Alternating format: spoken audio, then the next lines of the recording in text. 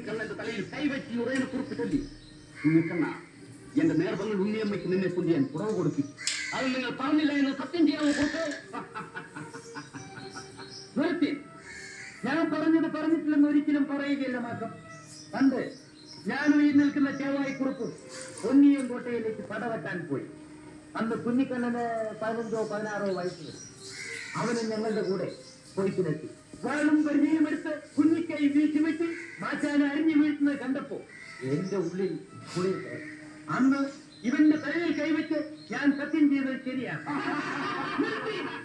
പക്ഷേങ്കില് ഇവൻ മുതിർന്ന പിന്നെ ചെയ്തു കൂട്ടുന്ന കടുങ്കൈകൾ, നാടിനും നാട്ടുകാർക്കും നിരക്കാത്ത കടുങ്കൈകൾ, എന്തിനേറെ പറയുന്നു, കാവിൽ തോറ്റം പാട്ടും പാടി കൈയും പുള്ളോത്തിപ്പെണ്ണിനെ ഇവൻ പഴപ്പിച്ചു. സങ്കടം അറിയിക്കാനെത്തിയ പുള്ളുവന്റെ 2 കണ്ണുകൾ ഇവൻ കുത്തിപ്പൊട്ടിച്ചു.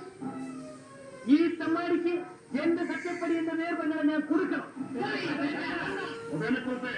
നിങ്ങളുടെ പെങ്ങളെ എനിക്ക് പുറമെ നിശ്ചയിക്കാൻ പോകുന്നുണ്ട്. ഞാനൊന്നും പറയാനില്ല. ഉദയനെക്കുറിച്ച് കടലിൽ തുപ്പല് കുടിച്ച് ജീവിക്കുന്ന ഭൂമിയുമുണ്ട്, തിരമാലകളെ തള്ളി പിന്നിലേക്ക് നിൽക്കുന്ന തീരവുമുണ്ട്. തുണയുള്ള ആൺകുട്ടികൾ ജീവിതത്തിൽ പലതും ചെയ്യും. അതല്ല ഇവിടെ പ്രശ്നം. കച്ചോടി ഉദയനെക്കുറിപ്പിന്റെ വാക്കിലാണോ നാക്കിലാണോ പ്രവൃത്തിയിലാണോ സത്യമെന്നറിയാം. എല്ലാവരും ചൊല്ലിയത് ഞാൻ കേട്ടു. ഈ നിൽക്കുന്ന കുഞ്ഞിക്കണ്ണൻ എന്റെ ഭൈമിനാഥുവിന്റെ പൊന്നാങ്ങളെയാണ്. തുളുനാട്ടിൽ പോയി പഠിച്ച പടക്കുറുപ്പാണ്. കുഞ്ഞിക്കുറുപ്പാനെ പുത്തൂരൻ വീട്ടിലെ ആരോമൽ ശേഖരന്റെ ശിഷ്യനാണ്.